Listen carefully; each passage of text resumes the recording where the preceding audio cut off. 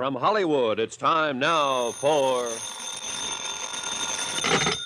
Johnny Dollar. Hi, Johnny. Pat McCracken at Universal Adjustment Bureau. Hiya, Patsy. What's on your mind? Had your fortune told lately? Nope, but I don't think I want to. The last time it came true. Oh, what was it? Well, this Madame Gaga went into a transom or whatever you call it, and... Trans boys, if you didn't know. Yeah, anyhow, she told me I was going to become an insurance investigator, and I've been stuck with it ever since.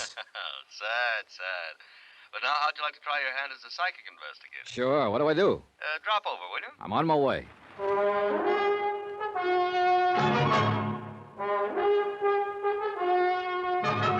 Tonight and every weekday night, Bob Bailey in the transcribed adventures of the man with the action-packed expense account, America's fabulous freelance insurance investigator. Yours truly, Johnny Dollar.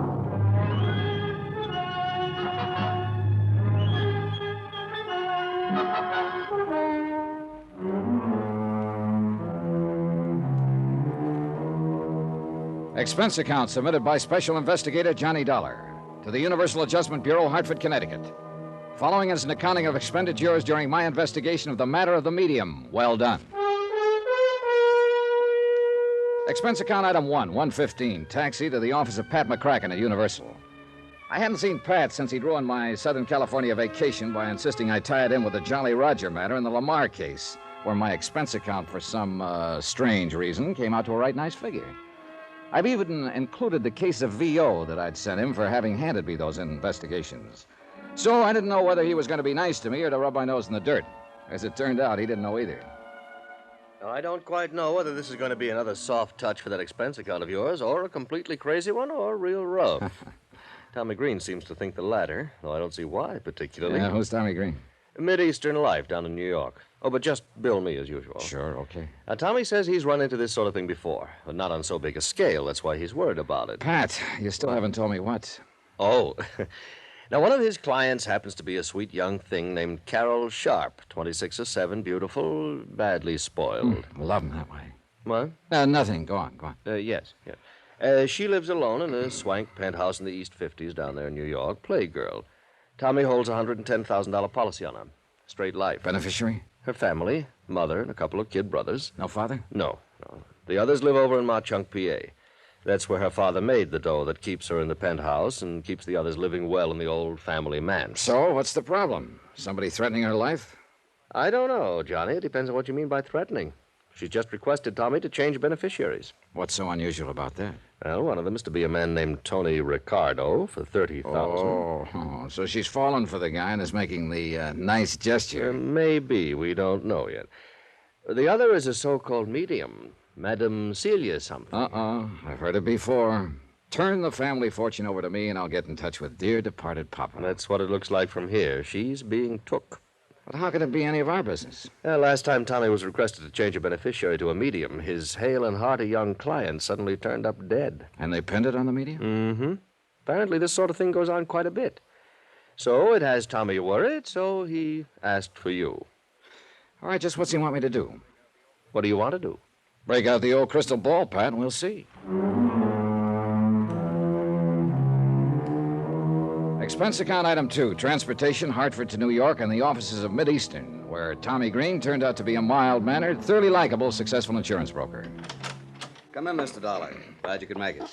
How do, Mr. Green? Sit down, won't you? Thanks. I suppose Pat McCracken's told you what's on my mind. Only that you think one of your clients is being taken for the proverbial sleigh ride by some spiritualist. As you no doubt know, Mr. Dollar, spiritualism is a recognized, well-established religion. Sure, of course. However, as in any other, there are charlatans. And some of these mediums, as they call themselves, take literally millions of dollars every year from people by trickery, by producing weird manifestations that appear to be genuinely supernatural. Tommy, I know what you mean. My own mother took a beating from one of those phonies when I was just a kid. You know, promised messages from father after he died, and at $25 a try. Wow. No wonder you're suspicious of them. And especially of one Madame Celia Morgana. Have you seen this, madam? No, but I believe you'd better. Mm-hmm. Have you changed, what's her name, Carol Sharp's policy yet? No, but I'm afraid I can't stall her much longer. And you're afraid that once you do change it, Carol ain't going to be long for this world, huh? It's happened before, Dollar. Yeah. Well, I can't just barge in on this Madame Morgana, announce that I'm an insurance investigator, and then another... Hey, wait a minute. What's the name of this other beneficiary? Tony Ricardo. Yeah, who is he? All I know is what Carol's told me. Love affair? Yeah, he sounds like a playboy. They do a lot of nightclubbing together. Money? I don't know. Family? I don't know that either. But he's in for 30 of the 110,000 if anything happens to her. If we change the policy. How are you going to start? Well, if this Carol Sharp is all Pat McCracken says she is, this case could have a very pleasant beginning. I stuck around with Tommy Green long enough to listen to him verify what Pat had said about Carol's family, wealth, etc. Take a look at a snapshot of her and get her address. Item 3180, taxi to the Bell Towers at 614 East 52nd Street. A magnificent modern apartment hotel at the edge of the East River. Real swank. The place even had its own private docks with several well-kept cruisers tied up and even a small seaplane. Pat, I warn you, this expense account ain't going to be small. Yes, may I help you, sir? Yes, you can. I'd like a small apartment for a few days. Are you alone, sir? Yes. Well, we still have a small 5-room penthouse suite for $1,500 a month. Huh? With complete maid service, of course. Oh, of course. And on a minimum 1-year lease, of course. Look, all I want is a bedroom, living room type of thing, and I may be here only a week or so. Oh, well, in that case, I'm afraid there's nothing we can do for you unless... Tell me, sir, do you have any recommendations from any of our tenants? Look, I'm an insurance investigator. Here, my card. Oh. And I want something as close as possible to Miss Carol Sharp's apartment. But I don't want to have to rob Fort Private Knox. investigator, did you say? Yeah, that'll do. Oh, dear. Surely Miss Sharp can't be in any kind of... Think what it would mean to our reputation, Mr. Dollar. Stop worrying, will you? She isn't in any kind of trouble, yet. But for reasons that, well, they don't particularly concern you, I need to be as close to her as I can. Ah, what a pleasant thought. And for the same reason, I don't want her to know what my business here is. Of course. Believe me, Mr. Dollar, I'm the very soul of discretion. Good. See that you stay that way. Now, have you got a room or two for me? Oh, let me see. Now, she's in penthouse A on floor 12. There is a 2-room on 10, very nice, at $325 a week. With complete service, of course. Okay, I'll take it. Very well. Just sign this card, please. And, oh, dear, I'm afraid I must have a week in advance. Oh, sure. What's a measly $325? When the 2 bellboys who carried up my 2 bags at $1 apiece settled me in 1013, I must admit the place looked almost worth a tab. Tastefully furnished, spit and polished clean, and with a plate glass panorama view of the bustling East River. Yeah, I wish for a moment that I could afford this sort of lodging. First thing I did was telephone to an old pal. Detective Division, Sergeant Singer. Hey, look, Sarge, I need a rundown on a dirty crook. Who's speaking, please? He's going around acting like an insurance stick, but he's a crook. Oh, what's his name? Dollar, Johnny Dollar. And I tell you, that punk is as crooked as they Don't come. go any further. We know all about him. We got word here in New York that we'll put a stake out on him the minute we spot his hideout. That copper I can give you. Good, Johnny. Just where you staying? Hi, you old reprobate. I'm at the Towers, East 52nd. The tower? Expense account, huh? How'd you guess? I want to see you. In exactly 21 minutes, I'll punch the time clock and be over. Room 1013. Right. Oh, and be sure it's with soda. Easy, boy. Give you any encouragement, you'll want to name the brand of scotch. Item 4, 1220. 1 bottle of scotch and setups for 2. Sure, Johnny. Knew her from when I was doing a nightclub beat. And she's lived in town for quite a while, huh? Yeah, a couple of years at least. How much do you know about her, Randy? Not much. She's loaded. Throws her money around like it's confetti. Yeah, I figured that when I found her staying here. Father left it to her. Coal miner, wasn't he? Owned a big colliery in Frankville, Pennsylvania, somewhere near Mockchunk. Well, it must have paid off good in the old days. But tell me, what's... you want to give me a refill? Yeah, sure. Ever hear of a Madame Celia Morgana? Ha!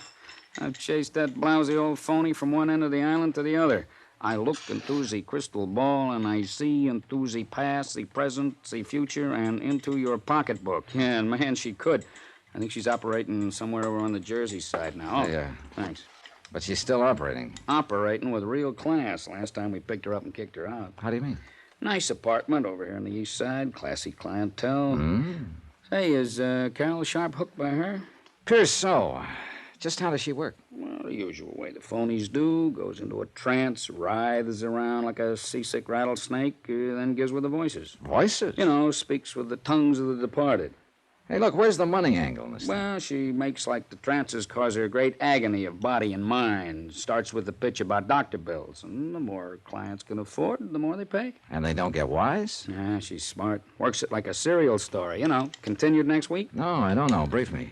Well, at each seance, she tells them just enough to whet their appetite for more. Leads right up to the next hot bit of information, has them hanging on every word, then bingo, the trance is over. Oh. However, if you come back next week when I recover my strength, so they pay her off and they're back a week later to play games with her again. I don't know. Seems pretty obvious to me. Well, that's because you've never attended a seance run by an artist at it.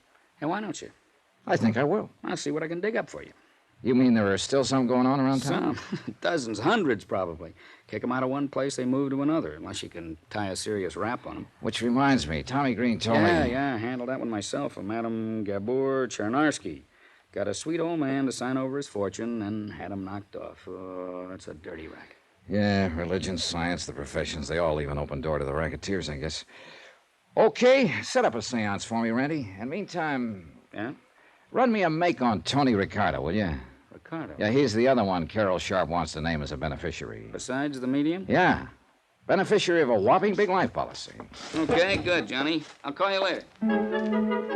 While I took my time showering and changing clothes, I racked my brain trying to cook up a smooth way to meet Carol Sharp. Under no circumstances did I want her to suspect the reason behind my interest in her, at least not for the present. Requisite number one, then, meet the gal. I was just tying my tie when the phone rang. Johnny Dollar. Randy, Johnny. Oh, hi, Rand. Set up a date with a medium? Yeah, for tonight, but that's not what I'm calling about. Johnny, I could write a book for you. Huh? On Tony Ricardo, and I don't think you'd like it. You seen him yet? No, but I will as soon as I can locate him. Well, if he finds out what you're working on, he'll locate you. Fine. Yeah, just be sure you see him first, and that you're carrying a gun. Thanks, Randy.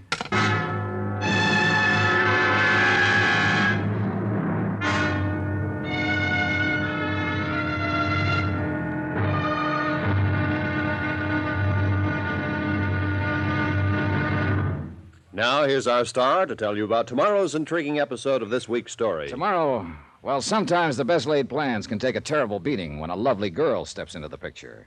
Join us, won't you? Yours truly, Johnny Dollar.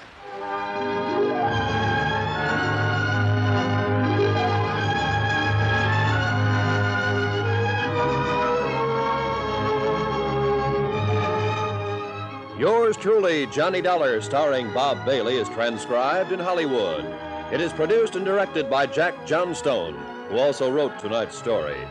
Be sure to join us tomorrow night, same time and station, for the next exciting episode of Yours truly, Johnny Dollar. Roy Rowan speaking.